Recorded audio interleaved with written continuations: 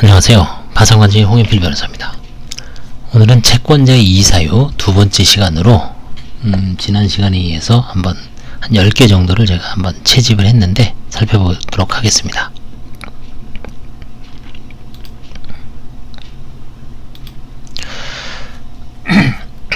이런 게 있습니다.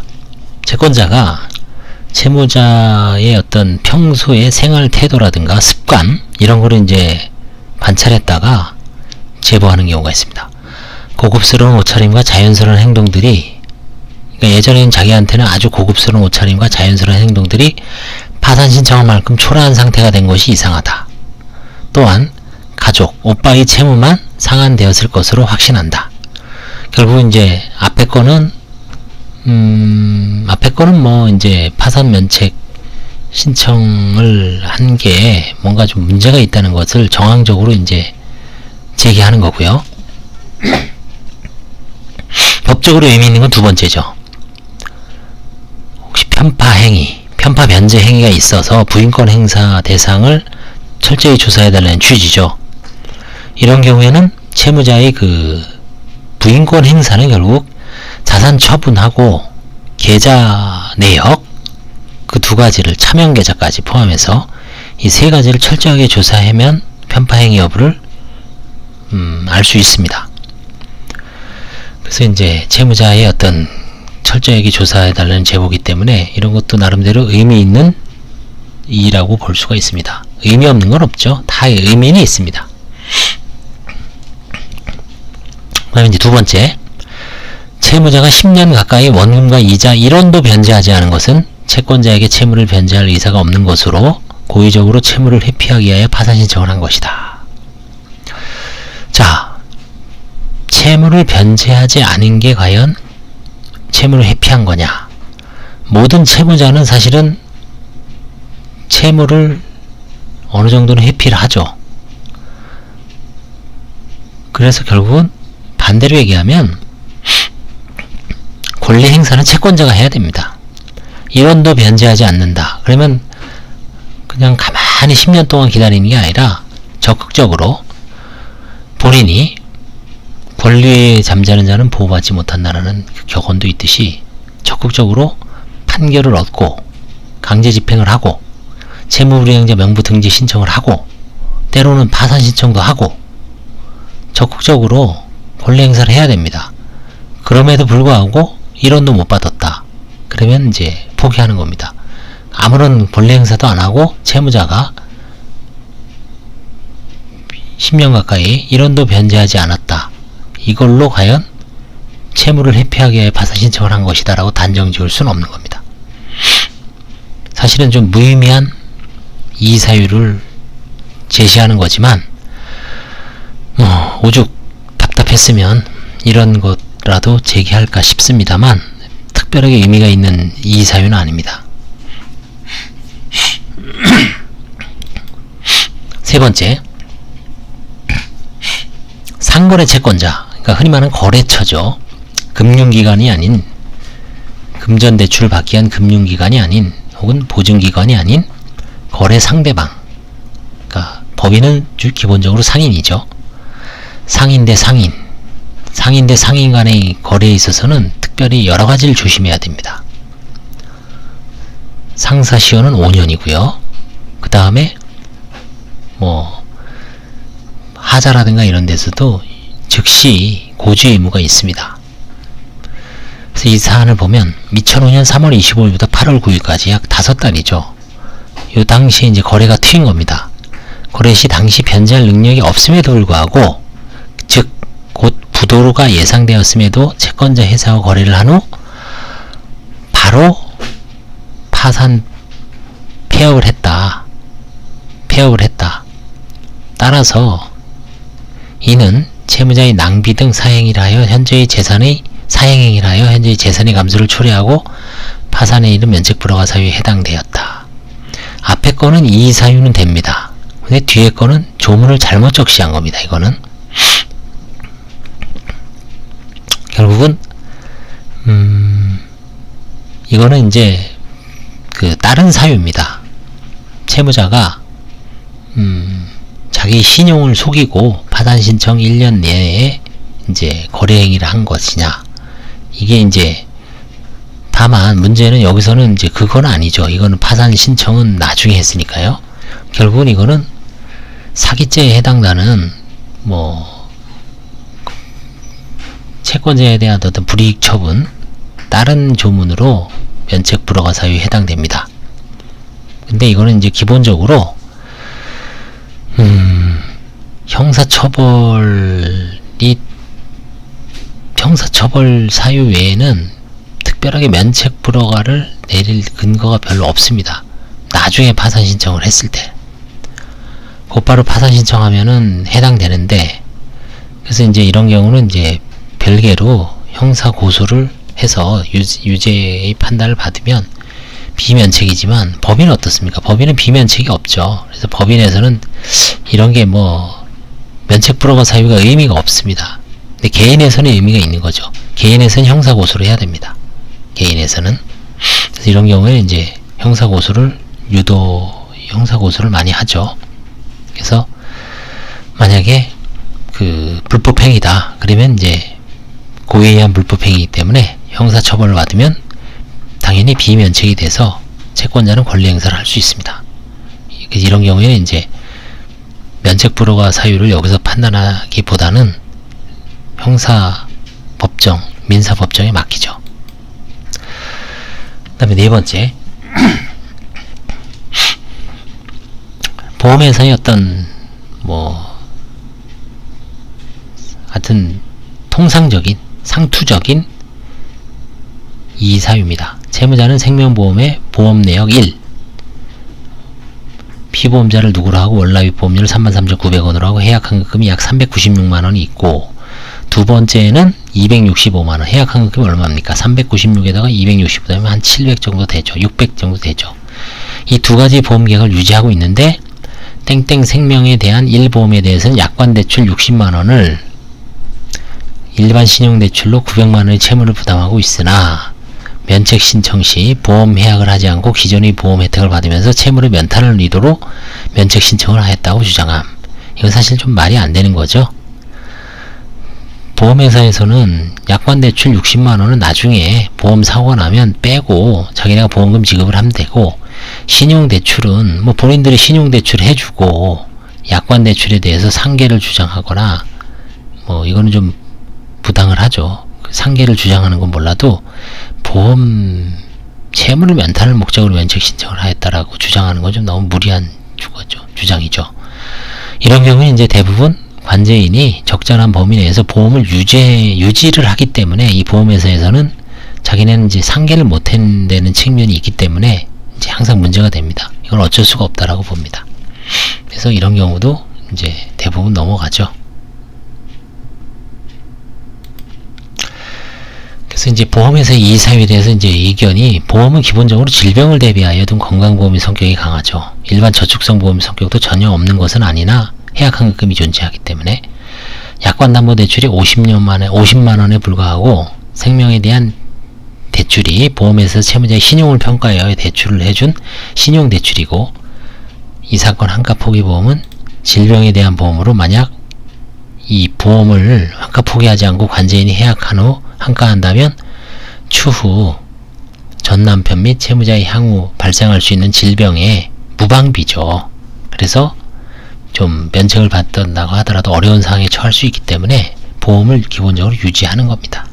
그래서 그런 부분을 좀 채권자를 납득을 시키고 적절하게 화해계약을 하고, 거기 뭐 채권자의 동의를 받는 건 아닙니다. 관제인이 적절하게 재량적으로 보험을 유지하고 그 신용대출에 대한 상계를 막아버리고 보험은 유지한 채로 일정 금액을 환가해서 채권자들에 나눠주는 방식으로 처리하고 있습니다. 다섯 번째, 이것도 일종의 상거래 채권자.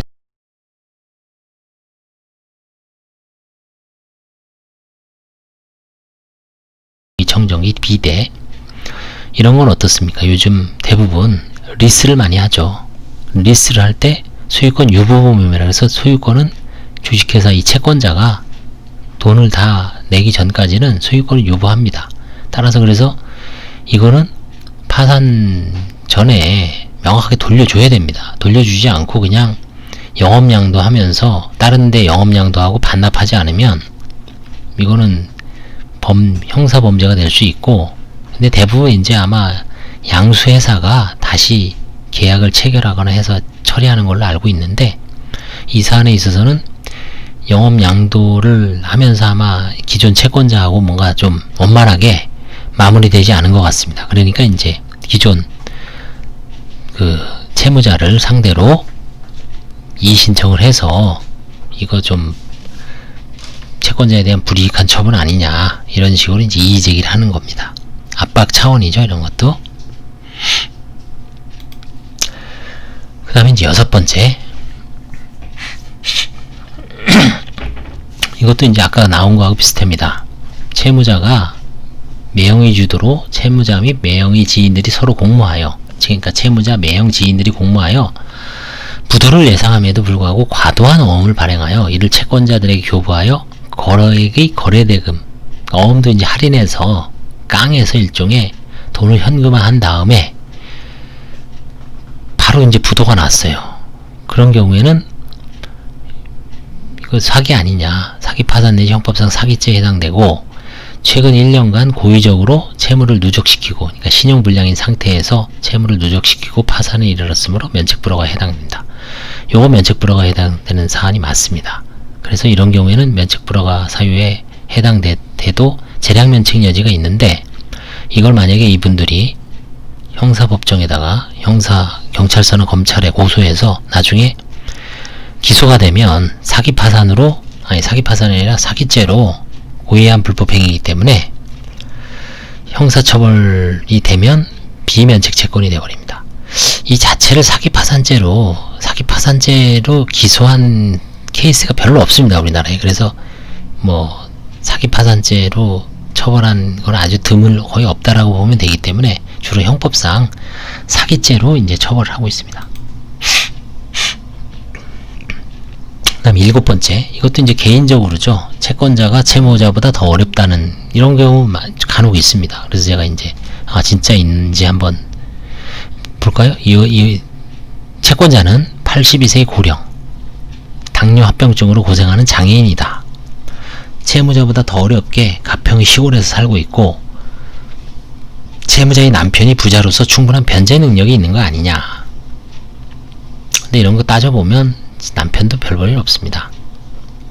같이 어렵죠. 채권자도 어렵고 채무자도 어렵고.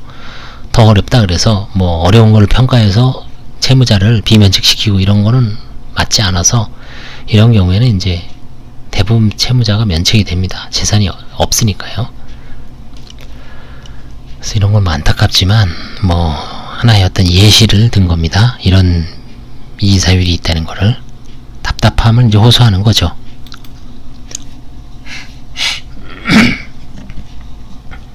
아까 마찬가지로 좀 엉뚱한 저거죠. 대출 원리금, 그러니까 신용대출이 336만원이 있는데 해약환금 26만원이 존재하는데, 이 26만원 해약하지 않고 파산 신청한 것은 대출금 상환보다 보험보장을 받으는 의도로 채무면탈의 의도가 있다. 이건 좀 말도 안 되죠. 보험 해약환급금을 해약을 하지 않은 거는 장래에 걱정이 돼서, 그쵸? 이거 해약시키면은 보험회사는 이익이죠. 얘네들이 일부러 이러는 것 같아요. 보험 해약시키려고. 보험 해약시키면은 이 채무자들은 대부분 나이가 50세가 넘습니다. 45세가 넘어서 조만간 보험사고가 발생할 가능성이 높죠. 뭐 인간이 45세 넘으면 이제 몸에 고장이 나죠. 병이 생깁니다. 뭐 크고 작은 병이 생겨요. 그러면 보험회사는 보험금 지급 준비를 해야 되죠. 점점 나이가 들어갈수록 인간이 몸이 망가지기 때문에 보험회사로서는 돈 들어갈 일이 많습니다. 그렇기 때문에 요 사람들 보험을 좀 해약해줬으면 좋겠다라고 해서 이거 압박하는 것 같아요. 일부러 보험 해약시켜서 보험금 지급 안 하려고. 제가 보기에는 의도는 그런 것 같습니다. 그러니까 이거 말도 안 되는 소리를 하는 거죠. 그래서 이런 경우는 이제 대부분 받아들여지지 않습니다. 그 다음에 이제 9번째, 이것도 마찬가지로 마찬가지죠. 개인적인 측면에서의 어떤 항변입니다. 아까 그거 81세 노인 마찬가지죠. 그 다음에 이제 뭐 채무자가 이제 잘 겉으로 화려한 차림에서 갑자기 어리숙한 차림으로 아까 그런 첫 번째, 두 번째인가 한 거하고 비슷하죠. 채권자가 보기엔 채무자가 무속인입니다. 무속인 영업이라는 건 딴 거 없죠. 점을 봐줍니다. 그리고 중간중간에 구술을 해줍니다. 구술을 해주는 게 이제 돈을 좀 버는 거죠. 점이야 뭐 매달 매일 일정 점 복채야 뭐 5만원 10만원 그 이상 얼마인지 모르지만 그걸 받고 큰 돈은 안 되죠. 구술을 해줘야 됩니다. 채무자가 무속인으로 영업을 하면서 같은 무속인인 채권자에게 돈을 빌려갔다 이거예요. 그 다음에 이제 또 돈을 갚는다고 하면서 개를 들여놓고 불입하지 않습니다. 개를 들여놓는 이유가 돈을 갚으려고 개를 들여놓는 거죠. 왜? 개에 이제 불입하다 보면 나중에 뭐 다 갚는 거죠. 그렇죠? 아니면 타서 빚을 갚는다든지 낭비한다. 그래서 이런 이제 개인적인 어떤 속속들이 알고 있는 사정에 대해서 일을 하지만 이것도 뭐 조사를 해보면 특별하게 불허가를 시킬 만한 건 없습니다. 자, 마지막으로 10번째입니다. 이거는 이제 자산관리대부라는 거는 채권을 사는 회사입니다. 부실채권, NPL이라 그러죠. Non-Product L이 뭐죠? 하여튼 부실자산, 부실채권, 무수익자산, 무수익여신 이런 자산을 싸게 삽니다. 뭐 예를 들어서 100억 채권 1억짜리 채권 100개를 단돈 뭐 1억에 삽니다.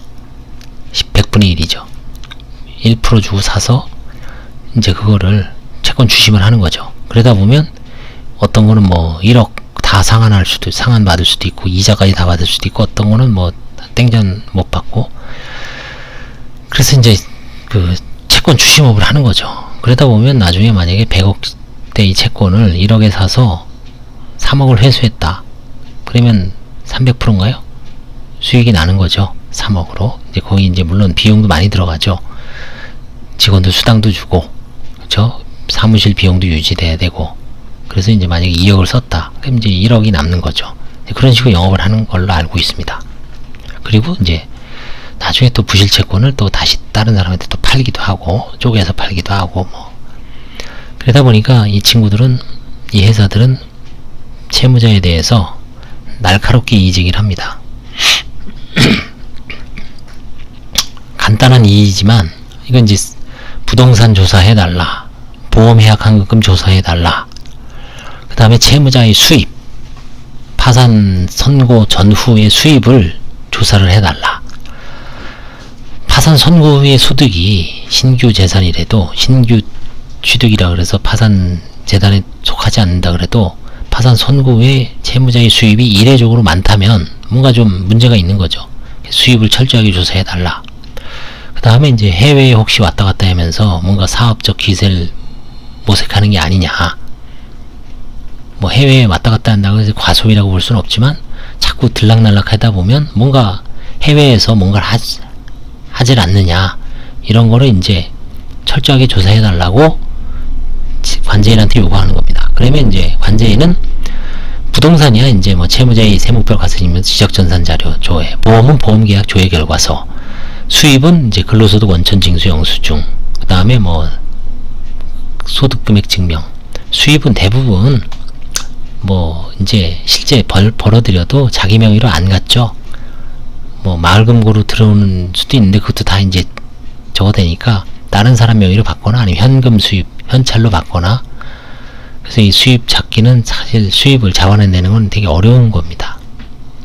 그 다음에 이제 해외 입출국은 출입국 사실 증명서 있습니다. 그걸 띄워오면은 뭐 국가는 안 나오지만 국가는 이제 여권 사본이라든가 이런 걸 통해서 이제 어디에 출입국했는지 알 수 있습니다. 출입국 사실증명서에는 그냥 한국에서 출국하고 입국하고 그것뿐이 안 나옵니다. 미국으로 갔는지 일본을 갔는지 이건 알 수가 없습니다. 그럼 별개로 여권을 이제 해봐야 됩니다. 그래서 그런 거는 이제 조사해 달라니까 철저하게 조사를 하면 되는 거죠. 그래서 이제 채권자의 이의 신청 오늘 두 번째 시간이었는데요. 이의는 하여튼 뭐 지금 첫 번째하고 두 번째 봤지만 겹치는 것도 있죠. 겹치는 것도 있고 새로운 것도 있고 그래서 크게 회사별로 잘 생각을 해보시면 됩니다. 보험회사, 생명보험회사, 화재보험회사, 그 다음에 상거래 채권자, 상거래 채권자도 개인하고 법인, 그 다음에 부도 여부, 그 다음에 이제 뭐 은닉 여부 그런 키포인트가 있기 때문에 그런 이의채권, 이의사유를 잘 보시면 내가 개인 파산 준비할 때 채권자들이 이의하는지 안 하는지 이의한다면 대충 예상을 할 수가 있습니다. 그래서 이의사유는 철저하게 뭐 특별하게 이제 걱정할 일은 없습니다. 냉정하게 평가를 해서 잘 현명하게 대응을 하면 채권자들도 마찬가지입니다.